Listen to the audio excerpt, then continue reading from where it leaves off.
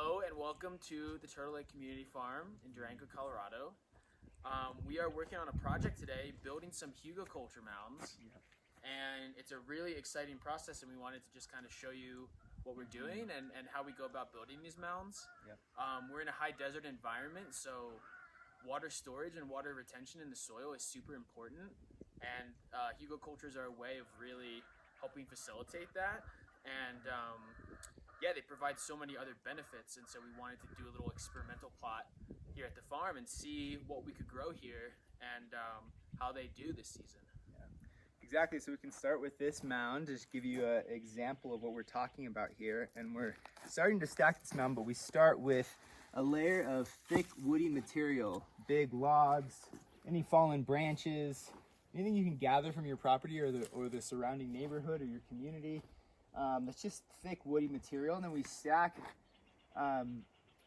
just more and more finer woody material. This is just stuff that we've pulled around, and then we end up stacking straw on top of that, adding layers of manure underneath to allow for the earthworms to come up to the surface of the soil and help us with this decomposition process, which will help us store more moisture in the ground, provide more nutrients to whatever we decide to plant on these Hugelkulturs.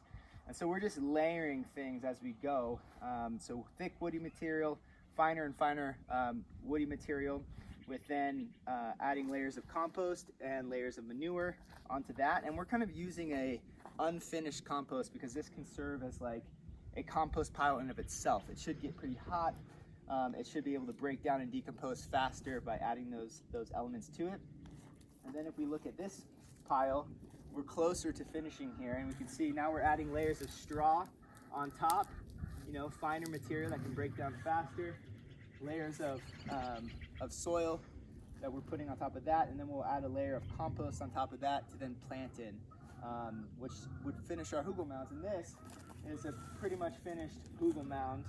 As we can see, it's got a nice distribution. You can make hugel mounds as tall as you want or as short as you want, depending on how much material you have. Some people make hugel mounds above head height, but this is really going to be a hugel mound that's going to be somewhat tended. We're going to experiment with this location to see what we want to grow here, but really it's looking at garden beds that aren't going to be as water intensive, particularly in this climate. So yeah. Anything you want to add to that? Yeah, I guess some of the main points of why we're doing that, just like Hayden was saying, is one, because there's so much woody material and these really thick logs and branches in here, they're gonna absorb water and then slowly release it out into the soil over time. And by burying the logs, if you imagine in a forest ecosystem, many of the logs just land on the surface and then they slowly start to decompose through the action of fungi and bacteria over time. By burying it underneath, we're helping to facilitate that process happening quicker, and therefore there's going to be more water retention in the wood that will slowly release over time, which is really helpful for us in our drought-prone climate. And the other thing is that it adds a bit more heat because of the high density of the carbon material in there. It's adding more heat, and so the south side of these Hugelkulturs will create a slight microclimate of more warmth, and the soil will hopefully be warmer in the spring earlier, so we can plant earlier. That's Hugelkulturs in a nutshell, and thanks for joining us, and we'll have more videos